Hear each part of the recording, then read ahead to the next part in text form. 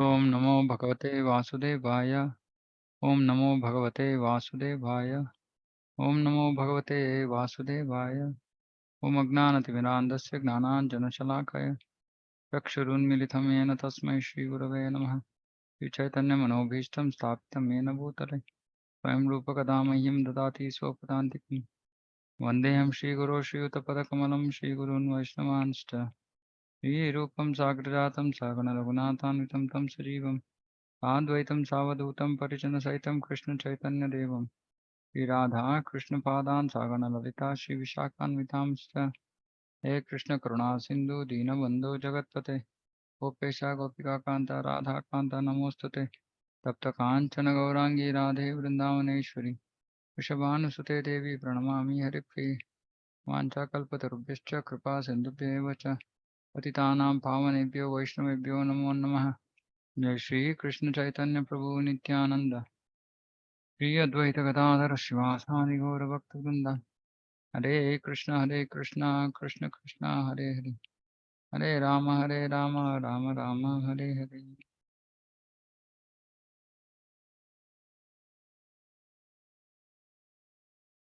हरे Krishna. Okay, आज से एक नया विषय के बारे में चर्चा करेंगे। दूसरा अध्याय हो गया हमारा, तो अभी हम तीसरे अध्याय को प्रारंभ करेंगे। से पहले तीसरा और पांचवा, थर्ड और फिफ्थ चैप्टर्स में भगवान कृष्ण कर्म योग के बारे में बताएंगे। अभी ये जो कर्म योग है हम सभी के लिए बहुत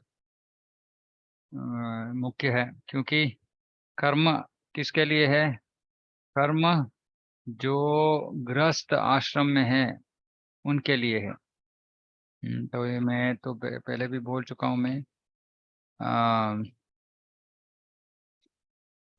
तो पहले श्लोक इस श्रृंखला में, पहले जो दूसरा अध्याय में कुछ रिकैप करूंगा, जो कर्म के बारे में कृष्ण ने जो श्लोक बताया है उनको पहले मैं दोहराऊंगा, फिर हम तीसरे अध्याय प्रारंभ करेंगे।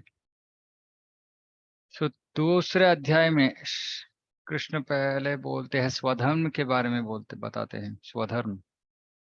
हाँ, स्वधर्मम अपि छावेक्ष्य न विकम्पितुम अर्हति। तो पहली बात क्या है कि कृष्ण अर्जुन को बता रहे हैं कि तुम अपना स्वधर्म करो। तो हमको पहले जानना है कि ये स्वधर्म क्या होता है, क्योंकि ये पूरा जो कर्म योग है वो स्वधर्म पे आधारित है। अगर व्यक्ति को अपना स्वधर्म क्या है वो ही पता नहीं है तो वो कर्म योग कैसे कर सकता है। तो पहला विषय है स्वधर्म। तो स्वधर्म, मनुष्य के लिए दो तरह का स्वधर्म है। एक जो बद्ध स्थिति में है, जो भौतिक गुणों से बंधित है, जो हम सभी का परिस्थिति है। उस स्थिति में स्वधर्म है वर्णाश्रम धर्म। हम्म, और जो मुक्त आत्मा है, जो इस बद्ध स्थिति से मुक्त हो गया है, उसका स्वधर्म है भक्ति। इसका मतलब है जो मुक्तात्मा है उसका उस वो उसे वो वर्णाश्रम धर्म का पालन करने का कुछ आवश्यकता नहीं है उसके लिए, क्योंकि वो भौतिक जीवन का भौतिक परिकल्पना से वो ऊपर उठ गया है। ये शुद्ध भक्त है, जो वरिष्ठ वैष्णव है, उनके लिए ही है। हम तो अभी वो स्तर पर पहुंचे नहीं, तो हमारे लिए स्वधर्म है वर्णाश्रम धर्म और साथ साथ भक्ति का आचरण भी। तो ये स्वधर्म क्या है? स्वधर्म का मतलब है वर्णाश्रम धर्म। जो प्रभुपाद जी इसके बारे में भगवत गीता भागवत में बहुत लिखते हैं स्वधर्म के बारे में। तो दो तरह का स्वधर्म है, एक तो पुरुष धर्म है, एक स्त्री धर्म है। हम्म, सो स्त्री धर्म तो आप सबको पता ही है, स्त्री का धर्म क्या है। लेकिन आजकल क्या हो रहा है कि स्त्री भी पुरुष बनना चाहती है, पुरुष का धर्म का पालन कर रही है स्त्री आजकल, आज का जमाने में। लेकिन स्त्री धर्म तो पहले अलग था और पुरुष धर्म अलग था। और पुरुष धर्म में 4 वर्ण है, ब्राह्मण, क्षत्रिय, वैश्य, शूद्र। तो एक पुरुष जो है उसका गुण के प्रकार, गुण और कर्म के हिसाब से वो ब्राह्मण होता, नहीं तो क्षत्रिय, नहीं तो वैश्य, नहीं तो शूद्र। ये उसका सामान्य स्वभाव है, प्रवृत्ति है। ऐसे काम करने का प्रवृत्ति होता है व्यक्ति में। तो उसके हिसाब से वो ब्राह्मण बनेगा, बनता है, नहीं तो क्षत्रिय बनता है, नहीं तो वैश्य, नहीं तो शूद्र। और 4 आश्रम, ब्रह्मचार्य आश्रम, गृहस्थ आश्रम, वानप्रस्थ आश्रम, संन्यास आश्रम। ब्रह्मचारी तो पहले जो लड़के थे, लड़कों को ब्रह्मचार्य आश्रम गुरुकुल में भेजा जाता था। लड़कियों का ट्रेनिंग तो घर में ही होता था। हाँ, लाइव ट्रेनिंग, उनका जो धर्म है उसका घर में ही, क्योंकि सब जो वरिष्ठ है घर में वो सब स्त्री धर्म का पालन कर रहे, तो उनसे वो सीख लेती, उसको कुछ स्कूल कॉलेज जाने का कुछ जरूरत नहीं था। और लड़कों को क्यों भेजा जाता था? क्योंकि विशेषतर ब्राह्मण और क्षत्रिय, इनको गुरुकुल में जाके वैदिक ज्ञान, शास्त्र, ये सब का जरूरत था उनको। क्योंकि ब्राह्मण को तो जरूरत है, वो आपको पता है।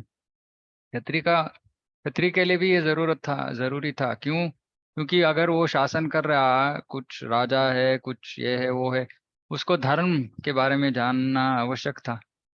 तो वो ये सब पढ़ता था, तो उसको ये सब जानकारी मिलती थी। फिर ब्राह्मण जब उसको मार्गदर्शन देता है तो फिर उसको समझ में आता है कि ब्राह्मण ऐसे क्यों बोल रहा है। क्योंकि उसको ये ज्ञान वो गुरुकुल में वो सीखा होता है। और वैश्य तो उसको कुछ गुरुकुल जाने का कुछ आवश्यकता नहीं था। अभी भी हम देखते हैं बहुत सारे जो बिजनेस फैमिलीज है, उसमें ज्यादातर लोग पढ़ते नहीं है, कॉलेज वॉलेज जाते नहीं है। ऐसे वो पिताजी का धंधा है, आगे बढ़ाता है वो बस। अ, उसके लिए क्या जो भी चाहिए वो जान लेता है, वो बस हो गया। बहुत शुरू से ही वो बिजनेस में लग जाता है। समय व्यर्थ नहीं होता है। ये कॉलेज जाओ, ये करो, वो करो, फिर वापस आके वही काम करो, वो इतना टाइम क्यों वेस्ट करना है?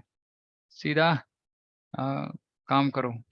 वैश्य और शूद्र, ऐसे अभी जो कारपेंटर है, कारपेंटर का बच्चा, बेटा कारपेंटर बनेगा, वो तो पहले से ही बाप के साथ रह रह के उसको सब कुछ वो जान लेता था। तो उसको भी स्कूल कॉलेज जाने का आवश्यकता नहीं था। लेकिन अभी हम क्या कर रहे हैं, सबका इक्वल स्टेटस है। जो कारपेंटर का बेटा है वो भी सॉफ्टवेयर इंजीनियर बनेगा। और फिर आप क्या करेगा? सॉफ्टवेयर इंजीनियर में वो सॉफ्टवेयर का काम अच्छे तरह से नहीं करेगा, फिर अ, उसका प्रगति ठीक से नहीं होती है, और ये सब इतना सारा झंझट शुरू हो जाती है। और जो कारपेंटर है वो अपने पिता से सीख के ऐसे काम करता है, वो तो इतना अच्छा काम करता है कि बहुत सारा काम मिलता है उसको। ये तो नेचुरल था, स्वाभाविक था पहले समाज में। और ये ब्रह्मचारी, फिर जो ब्रह्मचारी नहीं रहना चाहते हैं वो गृहस्थ बनते थे। और लड़कियों को हर एक लड़की, स्त्री जो है वो तो उनको तो शादी करना ही है। और जब शादी से पहले पिता उनका रक्षण करते हैं, फिर शादी के बाद पति, फिर जब बच्चे होते हैं तो फिर पुत्र के रक्षण में रहना है स्त्री को। यही हमारा वैदिक धर्म है। तो गृहस्थ तो 25 ईयर्स तक, 25 साल तक ब्रह्मचारी, ब्रह्मचारी आश्रम, फिर 50 तक वानप्रस्थ, गृहस्थ, फिर उसके बाद में वानप्रस्थ, फिर आखिर में संन्यास। तो गृहस्थ में तो हमको पता है गृहस्थ धर्म क्या है। अ, बच्चे पैदा होते हैं, फिर उनको बड़े होते हैं, उनका स्कूल भेजना, फिर उनका शादी। बच्चों का शादी करने के बाद गृहस्थ धर्म एंड होता है। गृहस्थ आश्रम वहाँ अंत होता है, गृहस्थ आश्रम का वहाँ अंत होता है। और उसके बाद में मनुष्य को वानप्रस्थ, पति पत्नी दोनों वानप्रस्थ आश्रम प्रवेश करते हैं। तो गृहस्थ आश्रम में जो व्यक्ति है उसका, तो फिर वानप्रस्थ, फिर सन्यास के बारे में तो आप जानते हैं, उसके बारे में कुछ बोलने की जरूरत नहीं है। तो ये जो गृहस्थ है वो ही कर्म करता है। कौन कर्म करता है? गृहस्थ आश्रम में जो है वो कर्म करता है। हम्म। वानप्रस्थ में का कर्म नहीं होता है, सिर्फ भक्ति होती है। हाँ, गृहस्थ में हमारे भक्ति विनोद ठाकुर आचार्य वो बोलते हैं कि 8 घंटा हमको कर्म करना है, वृत्ति कर्म वृत्ति धर्म करना है। हाँ, और 8 घंटा भक्ति, और आखिर का 8 घंटा सोने में और नहाने, ये वो रोज का जो कार्य है उसमें। तो 8 घंटे का जो काम करने का है वो सिर्फ गृहस्थ आश्रम में जो है उनके लिए है। तो जो गृहस्थ है उनको जानना भी पड़ता है कि कर्म कैसे किया जाता है। हम्म। तो उनके लिए ये कर्म योग का जो उपदेश है भगवत गीता में उनके लिए है। और जिनका, वो मैंने बोला ना कि बच्चों का शादी होने के बाद गृहस्थ आश्रम बंद करना है। हाँ, उसका मतलब क्या है? जो 8 घंटे का जो वृत्ति धर्म का काम था उसे बंद करना है, और 16 घंटा दिन में भक्ति करनी है। ऐसे जो जीता है वो भगवत प्राप्ति कर लेता है। हम्म, बहुत सारे लोग पूछते हैं ये सब सुन के, अरे प्रभु जी ये सब बहुत कठिन है, सिर्फ आप ही बता बोलते हैं इसके बारे में, मैं नहीं बोलता। प्रभुपाद जी बहुत सारे इसके बारे में लिखे हैं। और क्यों लिख रहे हैं ये? क्योंकि आखिर में तो हमें, जिनके लिए भगवत प्रेम, कृष्ण प्रेम जीवन का ध्येय है, वो अगर ऐसे जीवन बिताएगा तो 16 घंटा उसको भक्ति करने के लिए समय मिल जाएगा ना वानप्रस्थ में। फिर तो वो भगवान, भगवत प्रेम तो पालेगा, जरूर पाएगा वो। लेकिन अगर हम वानप्रस्थ में अभी 50 हो गया, 55 हो गया, 60 हो गया, उसके बाद में भी हम काम कर रहे हैं, हम पोता पोती वो पोतों को देखभाल कर रहे हैं, तो भक्ति के लिए समय नहीं है। फिर भगवान से संबंध कैसे हम स्थापित करेंगे? समय ही नहीं है तो संबंध कहाँ से आएगा? कोई अभी नई नई किसी का शादी हुई है तो पति पत्नी एक दूसरे के साथ समय बिताते हैं ना, कहीं जाते हैं, घूमते हैं, ये करते वो करते, क्यों? एक दूसरे को जानने के लिए। तो समय के बिना संबंध तो होता ही नहीं है, संबंध ठीक से स्थापित नहीं होता है। तो भगवान के साथ हमको कृष्ण प्रेम भक्ति का मतलब है संबंध, और संबंध के लिए समय चाहिए, है ना? तो अगर वानप्रस्थ में हम समय देंगे, नहीं देंगे, अभी तो गृहस्थ में 8 घंटा बोल रहा, हम कितना घंटा करते हैं? हाँ, 2 घंटा, 2.5 घंटा, बस। उससे ज्यादा तो बहुत मुश्किल है। अभी हम ऐसे ही आगे भी बढ़ेंगे, आगे भी जाएंगे, और वानप्रस्थ में भी ऐसे ही करेंगे, तो कब करेंगे भक्ति? हाँ, 16 घंटा भक्ति कब करेंगे? अगर नहीं करेंगे तो कृष्ण प्रेम कहाँ से मिलेगा हमें? तो ये है कारण, ये कर्म योग के ज्ञान का। क्योंकि कर्म योग में क्या सिखाया जाता है? कर्म योग में ये अ, त्याग मनोभाव सिखाया जाता है। और व्यक्ति ये कर्म योग में अगर वो काम करेगा तो वो गृहस्थ धर्म को जरूर अंत करेगा, और वानप्रस्थ आश्रम में प्रवेश कर लेगा।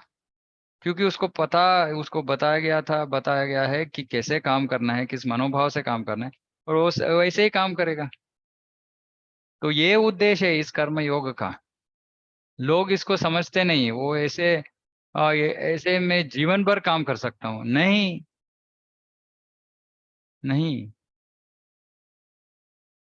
हम्म। तो ये उद्देश्य है। तो पहला बात तो ये है कि स्वधर्म को जानना है।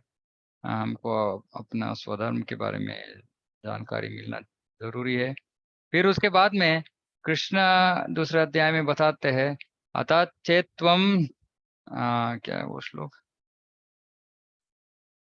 अतः चेत त्वम इमं धर्म्यम संग्रामम न करिष्यसि तथा स्वधर्मम कीर्तिम च हित्वा पापम अवाप्स्यसि। दूसरा अध्याय 33 श्लोक। उसमें कृष्ण बता रहे कि अगर अर्जुन, अगर तुम युद्ध नहीं करोगे, युद्ध करना तो तुम्हारा धर्म है, तुम्हारा कर्म है। हाँ। अगर तुम नहीं करोगे तो फिर तुम पाप इकट्ठा करोगे, उससे ये पाप कर्म हो जाएगा। अगर एक व्यक्ति अपना कर्म नहीं करेगा तो वो पाप हो जाता है। तो इसके वजह से जो गृहस्थ आश्रम में है वो सही समझ के उसको कर्म करना है, जरूरी है। कर्म ना करना पाप हो जाता है। तो कृष्ण अर्जुन को बता रहे, अरे युद्ध करो, वो तुम्हारा कर्तव्य है, नहीं तो पाप हो जाएगा वो। तो कर्म क्यों करना है? कर्म नहीं करेंगे तो पाप हो जाएगा। फिर बाद में तीसरे अध्याय 5वें अध्याय में कृष्ण ये भी बोलते हैं कि स्वधर्म करो, किसी दूसरे का धर्म का अनुसरण मत करो, अनुकरण मत करो, उसका पालन मत करो। हाँ, इसका मतलब क्या है, जो ब्राह्मण है वो उसको ब्राह्मण का धर्म निभाना है। वो नहीं बोल सकता कि अरे नहीं इसमें तो ज्यादा पैसा नहीं है, ठीक है मैं वैश्य बन जाऊंगा। उसके लिए भी बहुत सारे नियम हैं। कौन इमरजेंसी में कौन क्या कर सकता है, इसका भी नियम है बहुत सारे। लेकिन अगर हम अपना जो स्वभाव है उसको छोड़ के किसी दूसरे धर्म का पालन करेंगे, क्यों? क्योंकि उसमें ज्यादा पैसा है, उसमें ये है वो है, वो भी पाप हो जाता है। वो बाद में कृष्ण बताएंगे, वो हम पढ़ेंगे बाद में। लेकिन अभी मैं ऐसे पाप के बारे में बता रहा हूँ। तो कर्म के संबंध में कर्म ना करना, अपना कर्म ना करना पाप हो जाता है। अपना कर्म का मतलब है मेरा कर्म क्या है वो जानना भी हमारा रिस्पॉन्सिबिलिटी बनता है। हम्म। फिर उसके बाद में आम, ये तो 33 हो गया। फिर 38, क्षमा कीजिए मुझे हिंदी में गिनती नहीं आती तो इंग्लिश में बोलूंगा मैं। 38 श्लोक में कृष्ण बता रहे, सुख दुखे समय कृत्वा लाभा लाभो जया जयो तथा तथो युद्धाय युजस्व नैवं पापम अवाप्स्यसि। फिर से पाप के बारे में बोल रहे हैं, और यहाँ बोल रहे हैं युद्ध सुख दुखे समय कृत्वा, सुख हो या दुख हो उसको समदृष्टि से देखना। और लाभा लाभ हो जया जय हो, लाभ है नष्ट है, अ, जय है पराजय है, वो सब का परिगणना न करते हुए युद्धाय युद्धस्व, युद्ध करने के लिए युद्ध करो। उसका मतलब क्या है कि अपना धर्म का पालन करने के लिए युद्ध करो, क्योंकि तुम्हारा धर्म है युद्ध करना, नहीं तो पापम अवाप्स्यसि, पाप हो जाएगा। तो सिर्फ कर्म करना ही कर्म न करना ही पाप नहीं है। अगर कर्म को ऐसे लाभ और नष्ट सुख दुख इन परिगणनों से कर्म करेंगे तो भी वो पाप हो जाता है। तो कैसे कर्म करना है? कर्म करना है इसलिए कर्म कर्म करना है, कुछ और अपेक्षा इच्छा फल फल का अपेक्षा नहीं रख के काम करना है। उसके बारे में हम अभी तीसरे अध्याय में और ज्यादा सीखेंगे उसके बारे में। मैं ऐसे ही दूसरे अध्याय में कृष्ण क्या क्या किस किस विषय कर्म के संबंधित क्या क्या बताए उसके बारे में बता रहा हूँ। फिर एक बहुत प्रमुख श्लोक था जिसमें कृष्ण ने बुद्धि योग का शब्द का प्रयोग किया। जब कृष्ण बुद्धि योग का शब्द का प्रयोग किया तो उनका उद्देश्य क्या था कि जो काम करते हो इंद्रिय भोग के लिए मत करो, लेकिन भगवान की तुष्टि के लिए करो। ये उनका उद्देश्य था। काम्य कर्म, काम्य कर्म का मतलब है कर्म फल का अपेक्षा रखते हुए काम मत करो। योग का उद्देश्य से काम करो। योग का मतलब क्या है? भगवान के साथ एक संबंध जोड़ना, वो योग है। तो कृष्ण क्या बता रहे थे इस श्लोक में कि बोल रहे थे कि तुम जो कर्म करते हो वो उसको सिर्फ भगवान को अर्पण करने के लिए करो। लेकिन उन्होंने स्पष्ट रीति से नहीं कहा कि बुद्धि योग क्या होता है, सिर्फ बुद्धि योग ये शब्द का प्रयोग किया। तो अर्जुन कंफ्यूज हो जाता है। वो पूछ रहा है, अभी तीसरे अध्याय के प्रारंभ में पूछता है, आपने तो बुद्धि योग कह दिया। और अर्जुन के मन में बुद्धि योग का व्याख्या क्या था कि बुद्धि को बुद्धि को भगवान की योग में लगाओ। और बुद्धि का मतलब है ज्ञान। ज्ञान जो कर्म का स्तर से ऊपर उठ गया है वो ज्ञानी हो जाता है। हाँ, कर्मी फिर ज्ञानी। तो अर्जुन सोच रहा है, हाँ कृष्ण तो यहाँ ज्ञान के बारे में, ज्ञान योग के बारे में बता रहे हैं, और ज्ञान योग में कुछ कर्म नहीं होता है। तो उस कंफ्यूजन से तीसरे अध्याय के पहले श्लोक में अर्जुन पूछता है, कर्म करना है या नहीं करना है? स्पष्ट रीति से कहो क्या है।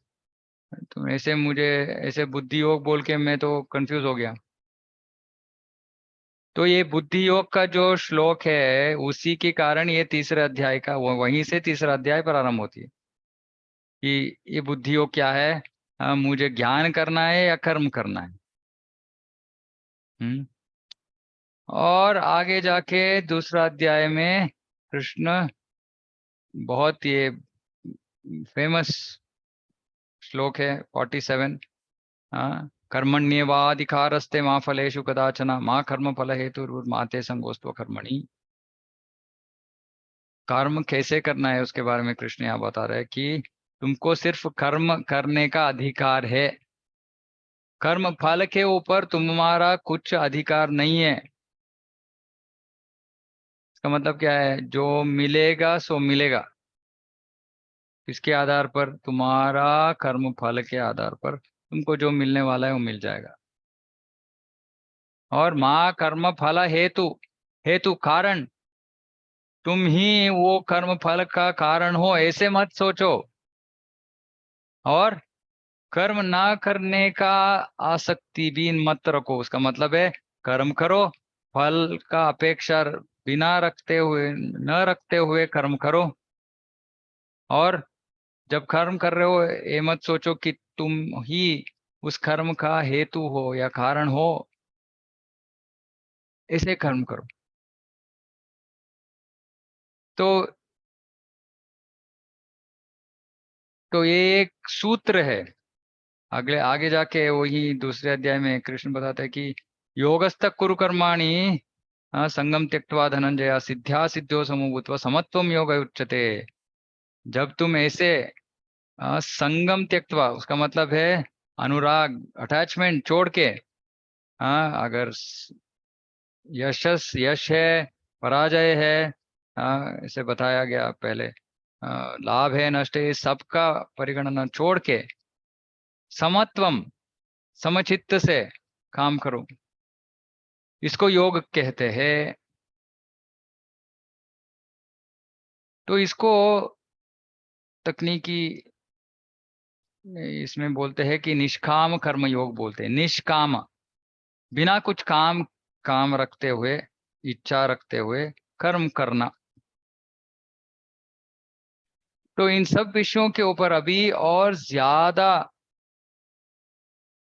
इंफॉर्मेशन, ज्यादा उपदेश अभी कृष्ण तीसरे अध्याय में देंगे। मैंने इन श्लोकों को बताया कि क्योंकि दूसरे अध्याय में भगवान ने बहुत सारे उपदेश दे दिए हैं कर्म के बारे में।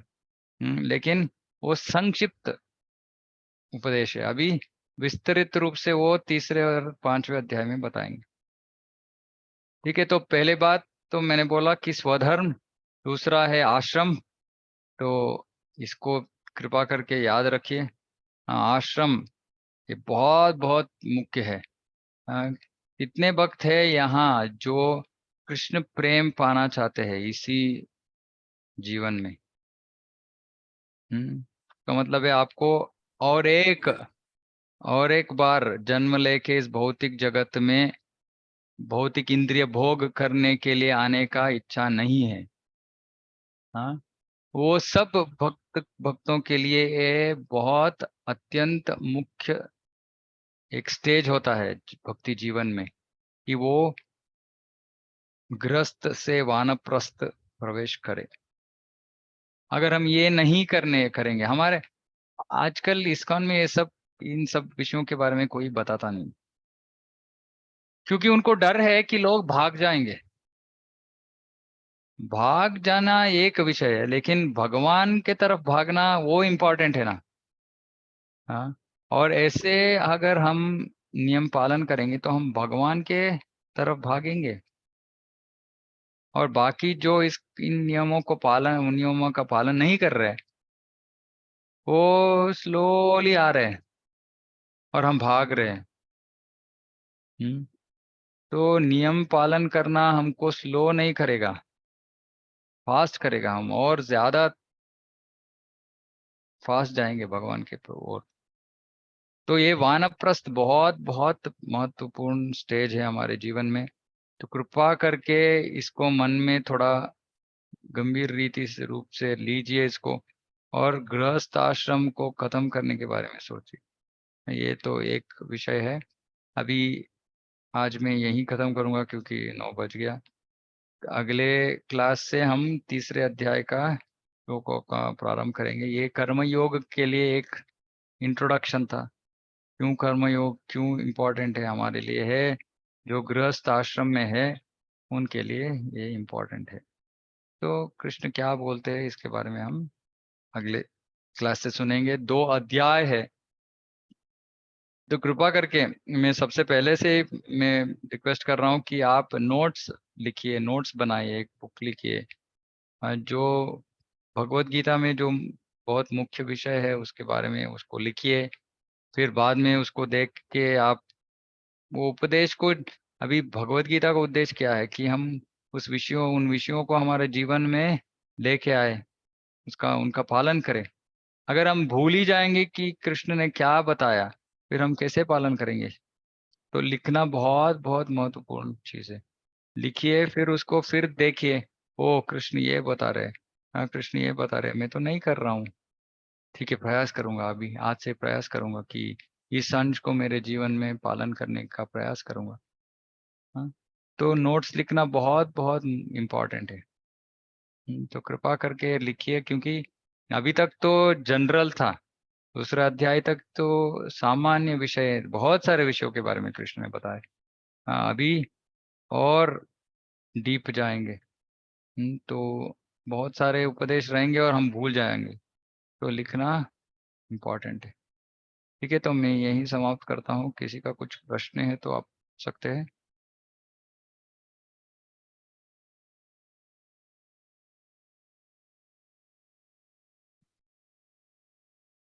ठीक है, कुछ प्रश्न नहीं है तो सब भक्त जो यहाँ है वर्णाश्रम का लाइन ड्रा कर लीजिए मन में, कि अभी जो भी आपका एज है, तो आप डिसाइड कर लीजिए इतने सालों में मैं अपने बच्चों का विवाह जो भी जवाबदारी है वो खत्म कर लूंगा, खत्म कर लूंगी, और उसके बाद में वानप्रस्थ प्रवेश कर लूंगा। हाँ, तो वो डिसाइड कर लीजिए और भगवान कृपया देंगे। ऐसे नहीं कि हम अपना खुद के शक्ति से ये करेंगे, नहीं। हम जब इच्छा करेंगे भगवान आपके भक्ति में ज्यादा टाइम देने के लिए, ये वानप्रस्थ प्रवेश करना चाहता हूँ, फिर भगवान तथास्तु बोल देंगे। फिर कृपा कृपा मिलने से फिर हम कुछ भी हासिल कर सकते हैं भक्ति में। ठीक है, तो आज यही समाप्त करेंगे। अगले क्लास में मिलेंगे। वाञ्छाकल्पतरुभ्यश्च कृपा सिन्धुभ्यः च पतितानां पावनेभ्यो वैष्णवेभ्यो नमो नमः। अनंत कोटि वैष्णव वृंद की जय। जगत गुरु श्रील प्रभुपाद की जय। हरे कृष्ण। हरे कृष्ण प्रभु। हरे कृष्ण। हरे कृष्ण।